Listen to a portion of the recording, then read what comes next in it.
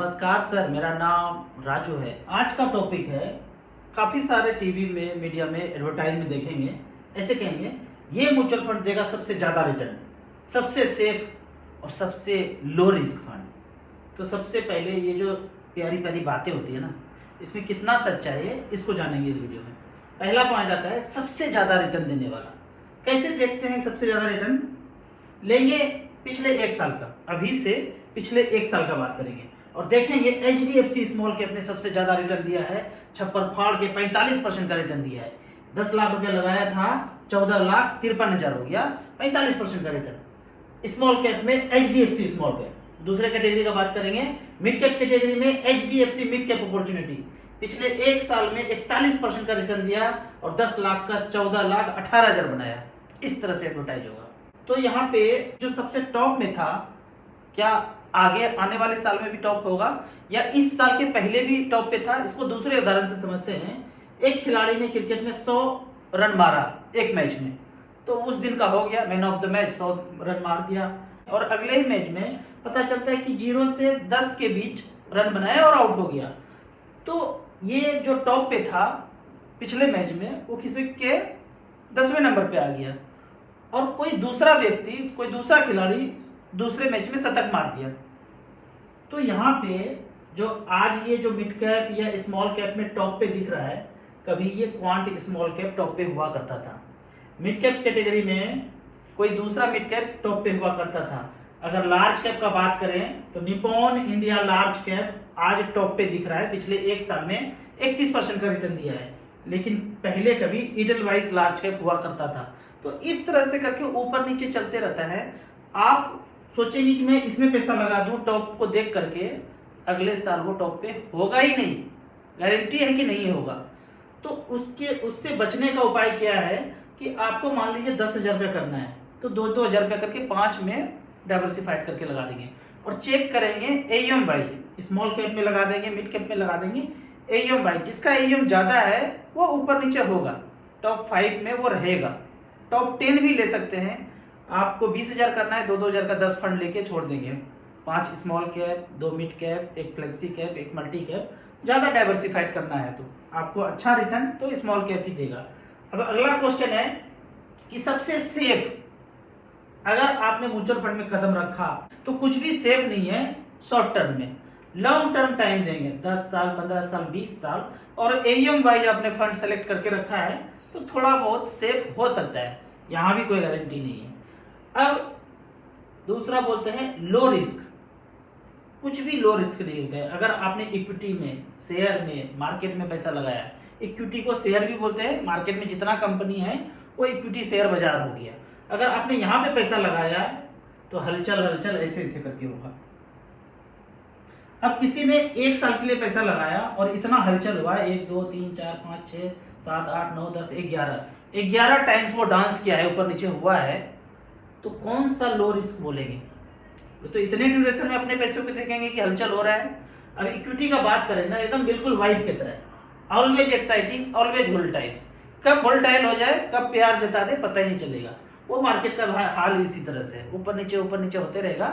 लंबे समय में फायदा देगा, दोनों मार्केट भी और BBG भी लंबे समय में फायदा मिलेगा। अब यहाँ तो मैंने इक्विटी का बात किया, लेकिन डेट फंड में अगर पैसा लगाए, लिक्विड में लगाए, तो उसमें हलचल ही मारा सा होगा, धीरे धीरे हलचल होगा। कुछ हलचल नहीं तो बढ़ेगा क्या?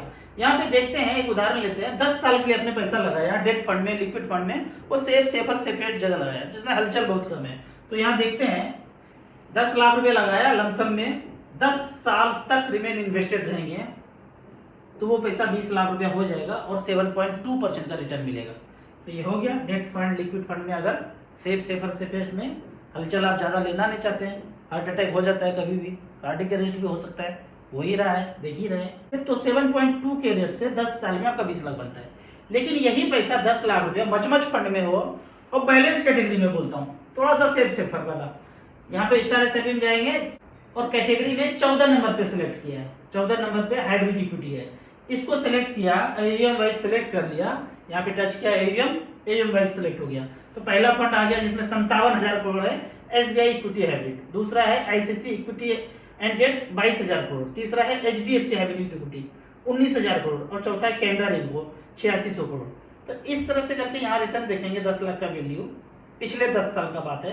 पहला SBI ने बनाया 38,88,000, ICICI ने 47, और HDFC ने बनाया 44,13,000, और कैनरा ने बनाया 39,80,000। 14 से 15-16% के बीच यहाँ पे रिटर्न घूम रहा है। यहाँ पे रिटर्न कितना है? 14 से 15-16 के बीच घूम रहा है। 10 लाख का 40 लाख बनाया है। यहाँ सेफर जगह आपको 10 साल में 20 लाख बनाया है। ये गारंटी नहीं है, ये भी गारंटी नहीं है। 7.2 रिटर्न मिला तो क्या स्टैंप लगा के दिया गया है कि 7.2 मिलेगा आने वाले 10 साल में? आने वाले 10 साल में हो सकता है 6.2 मिले, 5.5 मिले, कोई नहीं जानता है भाई पृथ्वी पे कि कौन सा सेफ है। डेट भी नहीं सेफ है, इक्विटी भी सेफ नहीं है, लिक्विड भी सेफ नहीं है, कुछ सेफ नहीं, सब हलचल होगा। किसी में हलचल ज्यादा होगा, किसी में हलचल मरा से होगा। अब कुछ कमेंट्स का बात करते हैं। राजू भैया पोर्टफोलियो में कितना म्यूचुअल फंड होने चाहिए? मैं बोलता हूँ 10-12 ले लीजिए। 5 स्मॉल कैप, 2-3 मिड कैप, एक फ्लेक्सी कैप, एक मल्टी कैप, एक बैलेंस फंड भी रख लीजिए। 10-12-13 फंड होगा, कोई दिक्कत नहीं है। आपको कभी जरूरत पड़ता है आप उस पैसे को सीधा रिडीम कीजिए, एक फंड से कर लीजिए। हर चीज को, गोल को आप सेपरेट कर रखिए। बच्चों को पढ़ाई के लिए अलग, कार खरीदने के लिए अलग, घर खरीदने के लिए अलग, बच्चों की शादी के लिए अलग, रिटायरमेंट के लिए अलग, छोटे मोटे काम करने के लिए अलग, ऐसे करके डाइवर्सिफाइड करके रखिए, तो आपको पैसा निकालने में दिक्कत नहीं होगा। अलग अलग 10-15 फंड में है, कोई बात नहीं।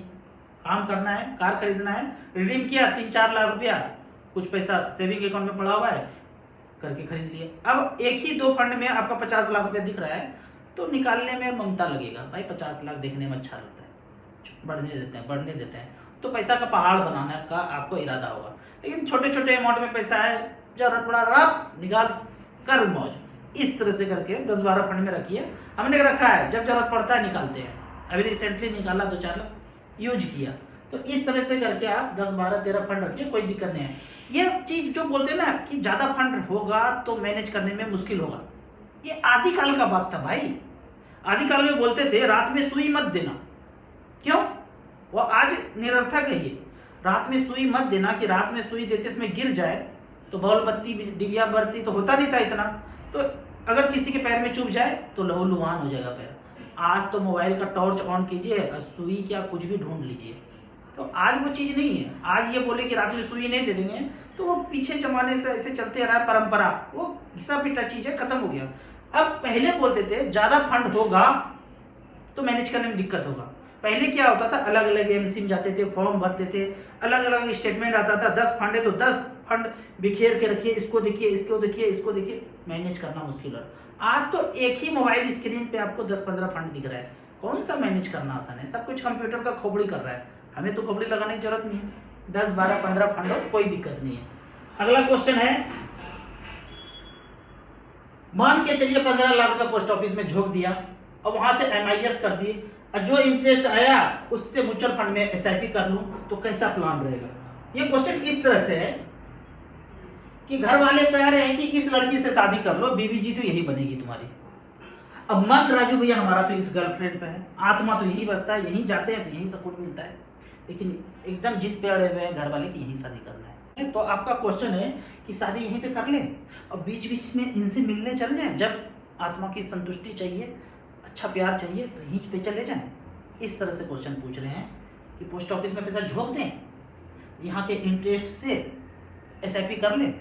आप घर वाले को समझाइए कि इतना गुणकारी है ना हमारी गर्लफ्रेंड कि ये भी इनसे ही पूछने आती है। एक ही गांव में दोनों है, ये भी सारा चीज इसी से पूछती है। जब इसी से पूछती है तो हमको इसी से करा दो। जब पोस्ट ऑफिस वाला भी सारा पैसा मार्केट में झोंकता है, झोंक झोंक झोंक झोंक यहीं पे झोंकता है, तो डायरेक्ट यहीं लगा दो ना म्यूचुअल फंड के थ्रू। तो SIP में उसका छोटा छोटा ब्याज लेके क्या करेंगे, मजा नहीं है इसमें। आपको इसी तरह मच फंड के बारे में और कुछ जानना है, इन्वेस्टमेंट के बारे में जानना है, तो इस नंबर पर मुझे व्हाट्सअप कर सकते हैं। आप पहली बार म्यूचुअल फंड में इन्वेस्ट करना चाहते हैं तो एसेट प्लस का ऐप है, इन्वेस्टर के लिए अलग है, डिस्ट्रीब्यूटर है तो डिस्ट्रीब्यूटर के अलग ऐप है। इम्पैनल करके ऑनलाइन अपना काम कर सकते हैं। मिनिमम इन्वेस्टर 100 रुपये से इन्वेस्ट कर सकते हैं, मैक्सिमम का कोई लिमिट नहीं है। वीडियो अच्छा लगे तो व्हाट्सएप यूनिवर्सिटी में दोस्तों के बीच इसे जरूर घुमाएं। यूट्यूब पे देख रहे हैं तो लाइक एंड शेयर जरूर करें। Thank you so much.